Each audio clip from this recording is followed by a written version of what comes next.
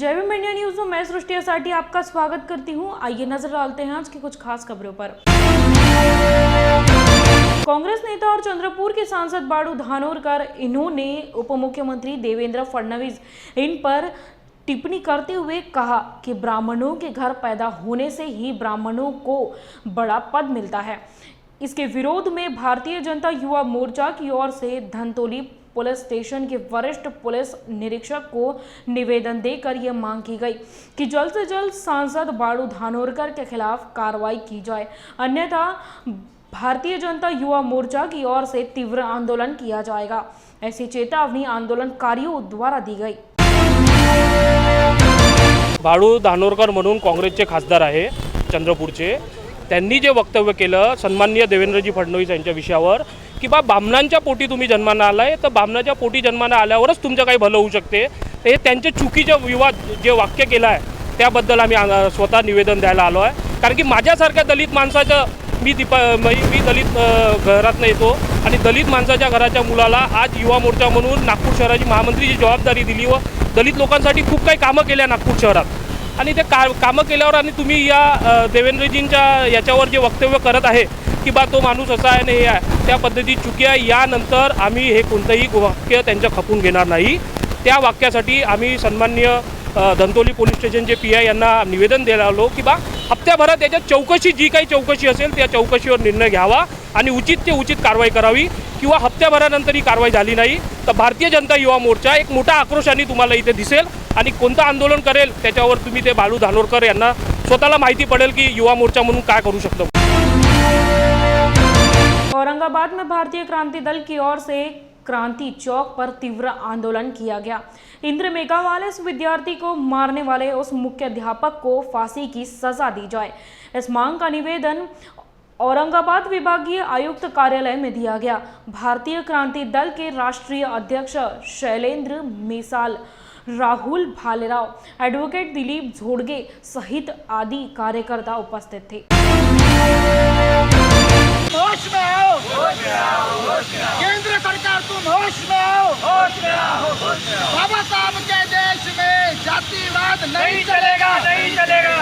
सरस्वती भवनमध्ये झालोर या गावामध्ये एक विद्यार्थी मेघवाल नावाचा विद्यार्थी शिकत होता आणि त्या विद्यार्थ्याने माठातलं पाणी पिलं म्हणून तिथला मुख्याध्यापक झैलसिंग नावाच्या मुख्याध्यापकाने त्याला बेदम मारहाण केली आणि मारहाण करत असताना त्या मुलाची प्रकृती इतकी गंभीर व नाजूक झाली, त्याची प्रकृती बिघडल्यामुळे तो शनिवारी मरण पावला।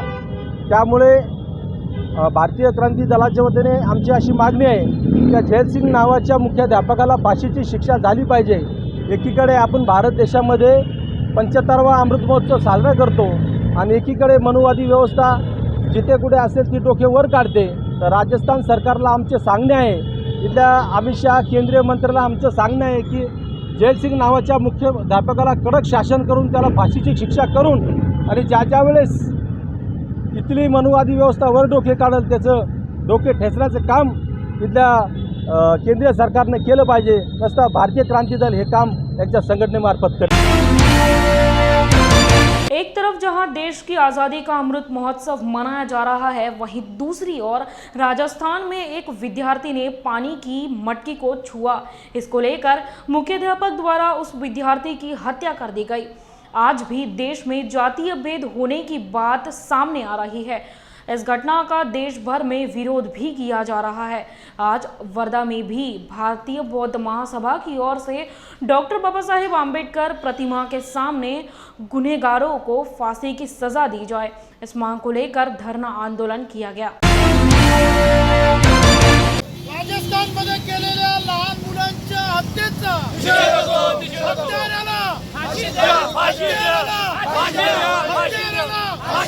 राजस्थान मध्ये क्रूर हत्या करणाऱ्या शिक्षकाला सुवर्ण महोत्सव जयंतीच्या महोत्सवाच्या रूपाने साजरा करीत आहे आणि या शिक्षक पेशातल्या माणसाने त्या विद्यार्थ्याला तहानेने व्याकुळ झाले असता त्याच्या मडक्याला हात लावून जे पाणी पिलं आणि त्याने जी एक जातीय व्यवस्थेची तमा न बाळगता एक दलित म्हणून त्या मुलाला जे मारहाण केली आणि त्याचा जो मृत्यू झाला त्यासाठी हा शिक्षक एकदम म्हणजे ते आजही जुन्या याच्यात वावरून जातीय व्यवस्थेला कुठेतरी त्यांनी एक पुन्हा प्रताडणा करून त्या विद्यार्थ्याचा प्राण घेतला. त्यासाठी त्याला मृत्यूदंडाची शिक्षा व्हावी.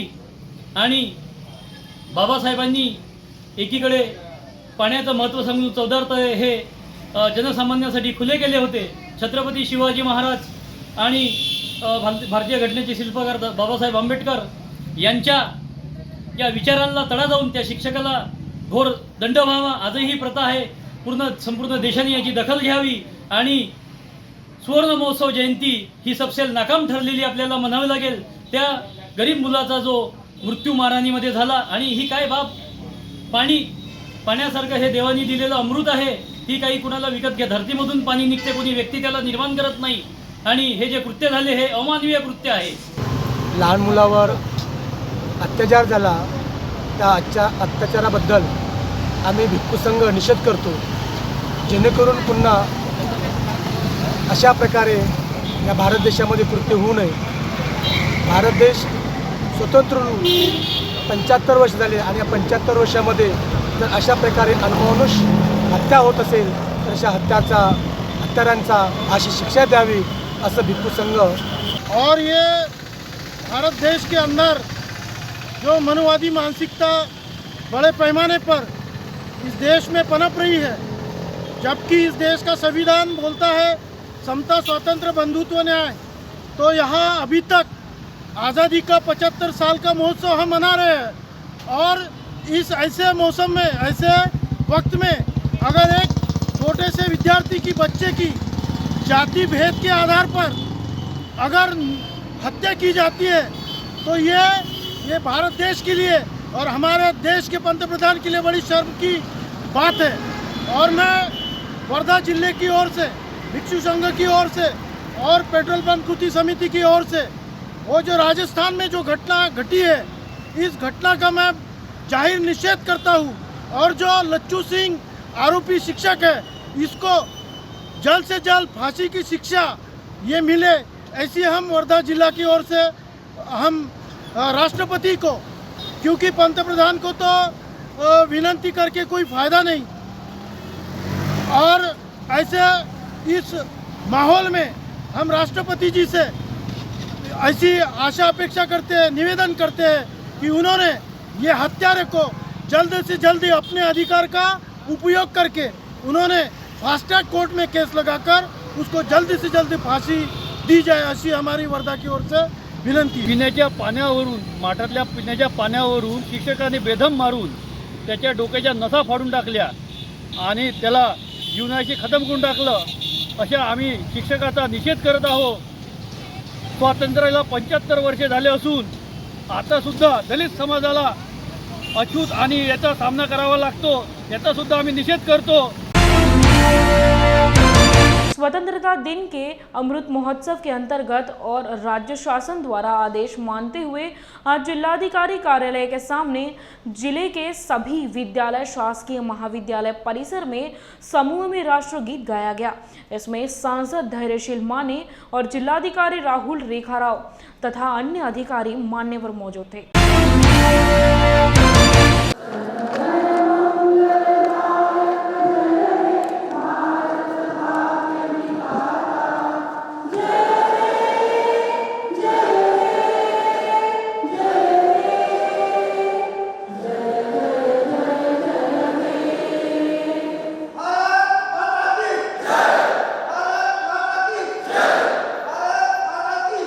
संपूर्ण देश स्वातंत्र्याचं 75वं वर्ष साजरं करतं आणि अतिशय उत्साहाचे आणि अभिमानाची गोष्ट आहे की आज महाराष्ट्र शासनाने एक अभिनव उपक्रम या ठिकाणी घेतला आहे. समूह राष्ट्रगान हे आज या ठिकाणी राष्ट्रगीताचं संपूर्ण जिल्ह्यांमध्ये या ठिकाणी संपूर्ण राज्यातल्या होतं आहे. शासकीय, निमशासकीय सर्व व्यवस्थेमध्ये, त्याचबरोबर जनतेनं सुद्धा जिथं आहे तिथे स्तब्ध राहून अशा पद्धतीनं जे आव्हान महाराष्ट्र शासनाने केलं होतं त्या अनुषंगानं 11 वाजता संपूर्ण महाराष्ट्र राष्ट्रगीतामध्ये ओवला गेला. ऑफिसमध्ये सुद्धा आमचं राष्ट्रगान या ठिकाणी झालं. मी मनापासून या सर्व 75व्या असणाऱ्या स्वातंत्र्य दिनाच्या निमित्त चाललेल्या या सगळ्या उपक्रमाला खासदार म्हणून आपल्या सर्व नागरिकांना मनापासूनच्या शुभेच्छा. नमस्कार, मी राहुल रेखावार, जिल्हाधिकारी कोल्हापूर.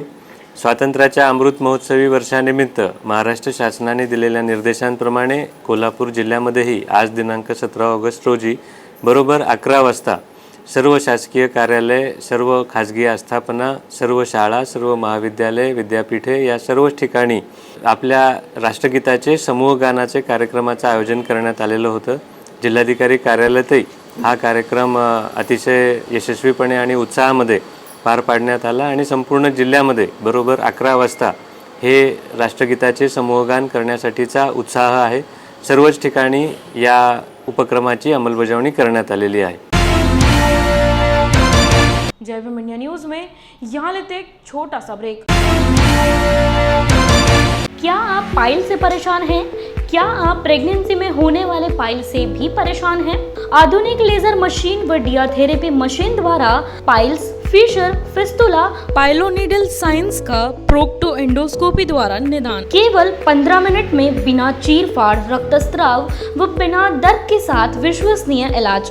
विशेष प्रशिक्षण प्राप्त डॉक्टर सत्यम सुपारे MS, इनके 3000 से ज्यादा सफल ऑपरेशन व मुंबई से विशेष प्रशिक्षण, साथ ही प्रेगनेंसी में होने वाले पाइल्स पर विशेष बिना ऑपरेशन इलाज, आधुनिक पद्धति, क्षौर सूत्रा, सभी इंश्योरेंस के साथ मेडिक्लेम सुविधा, एस्ट्रो ड्राइवर को 50% छूट।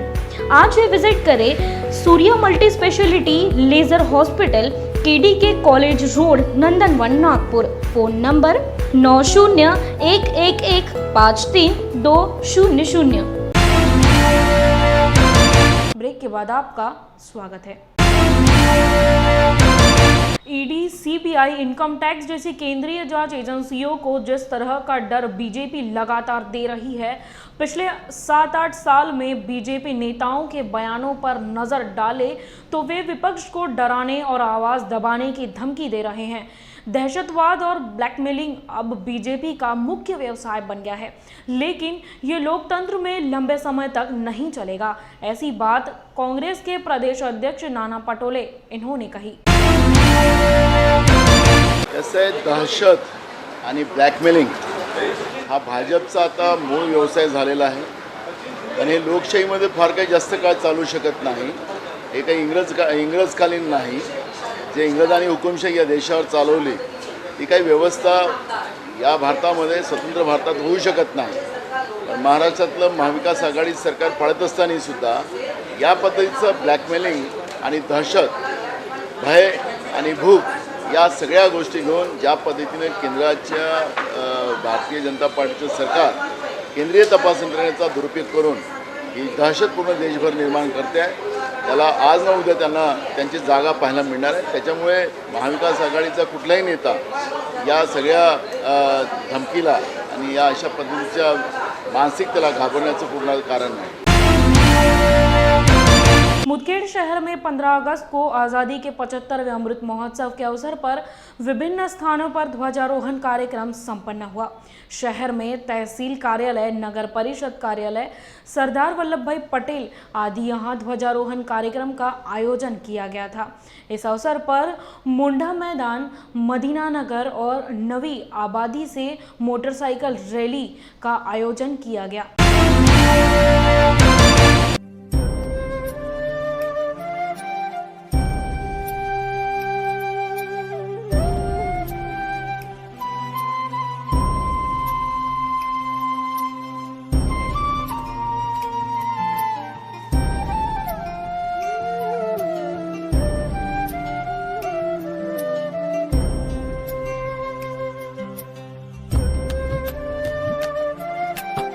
मिला है वो एसी श्री अमित कुमार साहब को 44 CRPF के, इसके साथ 4 जो है पुलिस मेडल फॉर गैलेंट्री मिले हैं मरणोपरांत।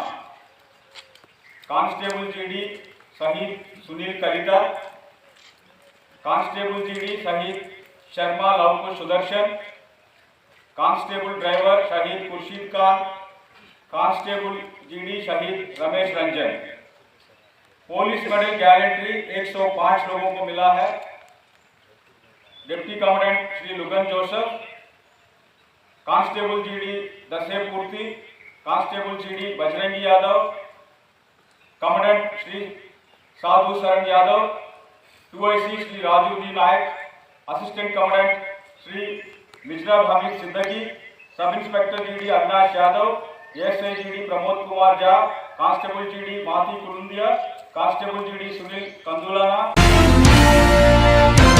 कोल्हापुर जिले के राष्ट्रीय तथा अंतर्राष्ट्रीय स्तर पर अच्छे कार्य करके राज्य तथा राष्ट्र का नाम ऊंचा करने वाले विविध क्षेत्र के खिलाड़ी तथा प्रशिक्षकों को प्राचार्य डॉक्टर सोपान कानगे, जिला खेल अधिकारी डॉक्टर चंद्रशेखर साखरे इनके हाथों धनराशि देकर तथा उनका गुण गौरव किया जाएगा।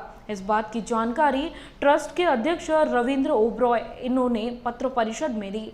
साथ ही यह भी बताया कि रविवार 21 अगस्त को होटल टूरिस्ट कोल्हापुर के नजदीक शाम 5 बजे किया जाएगा। विजय कुमार फॅमिली ट्रस्ट हा एक ट्रस्ट आहे, फॅमिली ट्रस्ट आहे. त्या ट्रस्टमध्ये अध्यक्ष म्हणून माझी जबाबदारी आहे, रवींद्र वगैरे आहे. उपाध्यक्ष म्हणून राजशेखर संपर्की आहेत, सचिव केडी जोशी आहेत, खजिनदार महेश धर्माधिकारी आहेत, त्यानंतर मुकुंद ढवण, सौ रेखा विचारे आणि सौ मीनाक्षी दवेकर या एवढे आम्ही विश्वस्त आहोत. विजय कदम हा आमचा सगळ्यांचा एक मित्र आहे.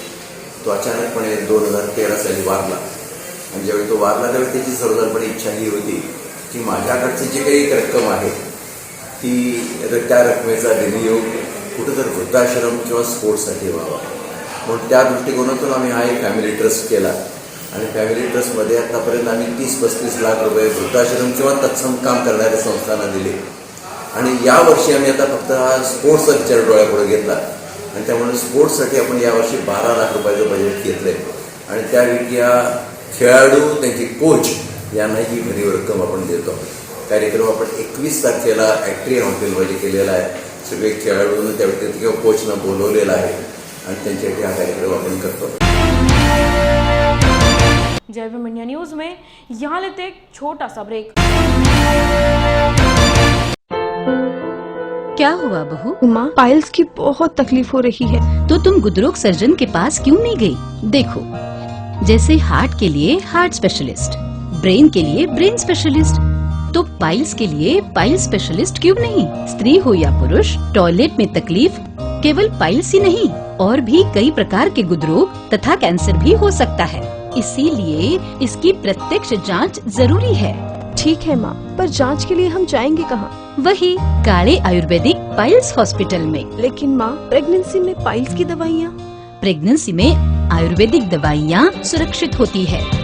जनहित में जारी काले आयुर्वेदिक पाइल्स हॉस्पिटल, औषधि चिकित्सा तथा सर्जरी ट्रीटमेंट उपलब्ध। हमारा पता उमरेड रोड, दिघौरी बस स्टॉप के पास, नागपुर। अधिक जानकारी के लिए वेबसाइट पर जाएं kalepailshospital.com।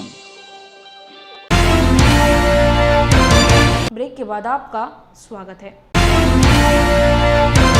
आज़ादी का अमृत महोत्सव अभियान के तहत 15 अगस्त को पुलिस उप महानिरीक्षक संस्था के प्राचार्य ब्रिगेडियर GS रेड्डी सेना पदक की ओर से संस्था के क्वार्टर गार्ड में श्रद्धांजलि अर्पित की गई। इस अवसर पर सभी अधिकारी और कर्मचारी एवं प्रशिक्षणार्थी बड़ी संख्या में उपस्थित थे। पहले मुख्याध्यापक को गार्डों द्वारा मानवंदना दी गई, फिर मुख्याध्यापक द्वारा झंडा फहराया गया और भारत के वीर जवानों और CRPF के अमर जवानों की याद में 2 मिनट मौन रखा गया। 75वें स्वतंत्रता दिन के अवसर पर राष्ट्रपति द्वारा केंद्रीय सुरक्षा दलों को कुल 172 शौर्य पदक से सम्मानित भी किया गया।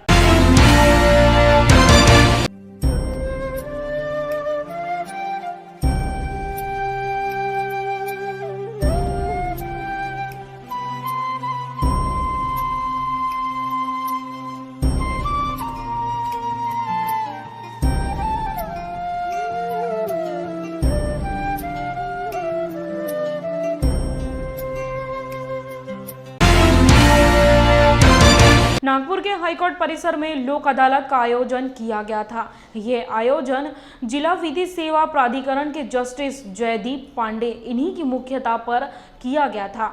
बताया गया कि इस लोक अदालत में तरह तरह के मुद्दों को सुलझाया गया।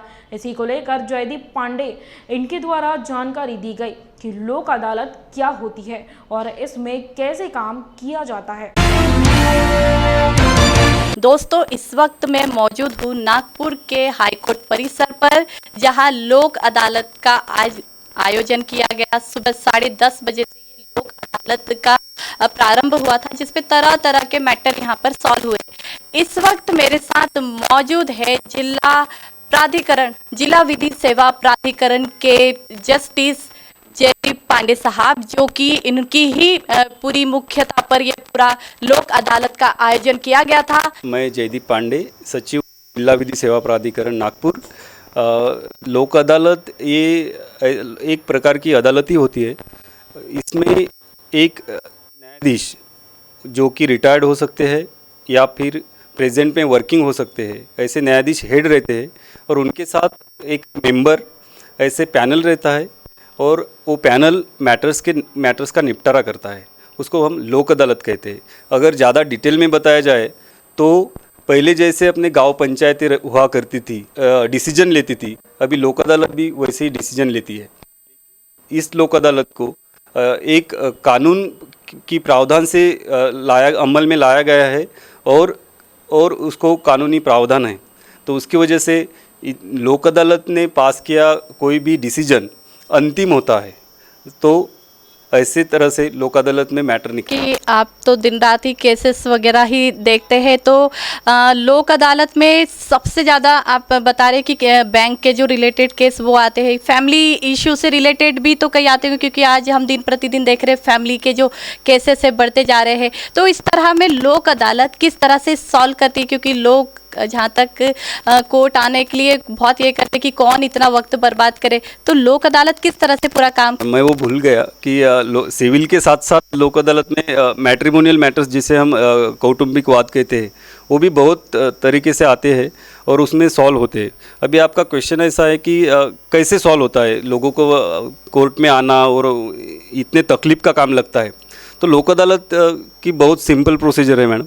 इसमें हम कोर्ट में जो पेंडिंग मैटर्स है वो भी रख सकते हैं और कोर्ट में जो पेंडिंग नहीं है, जो कि कोर्ट में डालने लायक केसेस है, वो भी रख सकते हैं। तो इसकी वजह से क्या होता है कि अगर कोर्ट में मैटर आने के पहले ही हम लोक अदालत में उसको सेटल कर सकते हैं। तो पहली बात, अभी मैट्रिमोनियल मैटर में देखो, समझो अगर कोर्ट के सामने एक आधा मैटर है और दोनों पार्टी को पूछा जाता है कि आप ऐसे ऐसे लोक अदालत में आई है, तो क्या आपका मैटर लोक अदालत में सेटल करना चाहते हैं? अगर ऐसा है तो जज उनकी सम्मति से वो मैटर लोक अदालत में रखते हैं। और जैसे कि आज लोक अदालत है 13 अगस्त 2022, तो आज के लोक अदालत में जिन्होंने मैटर रखे हैं वो लोक अदालत के सामने आते हैं, उनका कॉम्प्रोमाइज़ होता है। कॉम्प्रोमाइज़ होके वो लोक अदालत के पैनल पे जो हेड रहते हैं वो उन पे न्याय देते हैं, निवाड़ा करते हैं, उसके बाद वो फाइनल हो जाता है। ऐसी प्रोसीजर है। जयदीप सर, जैसा कि हम देख रहे हैं दिन प्रतिदिन नागपुर शहर में तो क्राइम का जो आंकड़ा है बढ़ते जा रहा है, जिसमें अभी कुछ दिन पहले एक छोटी सी बच्ची का भी हमने देखे मैटर, जिसमें बेल्ट से उसको काफ़ी पीटा गया। तो इस टाइप के जो बहुत ज़्यादा क्रिमिनल टाइप के जो मैटर है, क्या वो भी लोक अदालत के अंदर सॉल्व किए जा सकते हैं?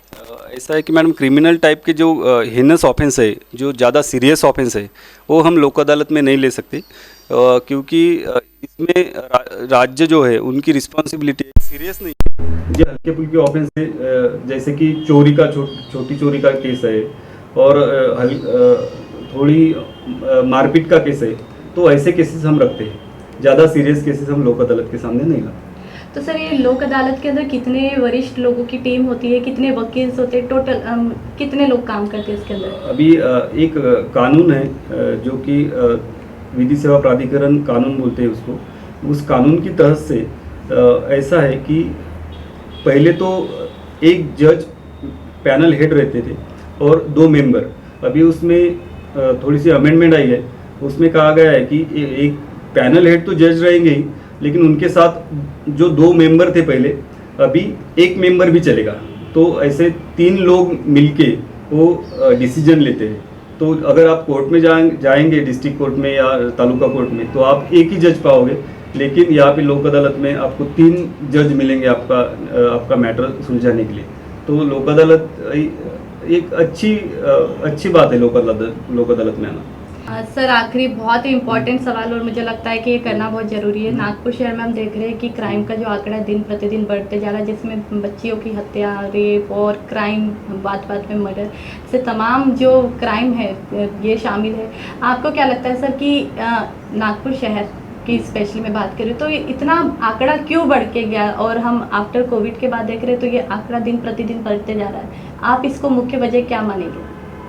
ऐसा है कि जज करके मैं इस पर कुछ कमेंट नहीं कर सकता, लेकिन अभी सचिव हूँ जिला विधि सेवा प्राधिकरण का, तो ऐसा है कि कानून में जो कानून के ऊपर बुक्स लिखे गए हैं तो उस पर क्राइम के वेरियस रीजंस बताए गए कि ज़्यादा कितने कारण हो सकते हैं, क्या क्या कारण हो सकता है। उसमें इलिटरेसी एजुकेशन में एक कारण मुख्यतः है, दूसरे कारण तुम्हारा सोशल बैकग्राउंड ये भी एक कारण है, तीसरा कारण तुम्हारा अनएम्प्लॉयमेंट ये भी एक कारण है। तो वहाँ पे बहुत सारे कारण हैं जहाँ से क्राइम बढ़ सकता है।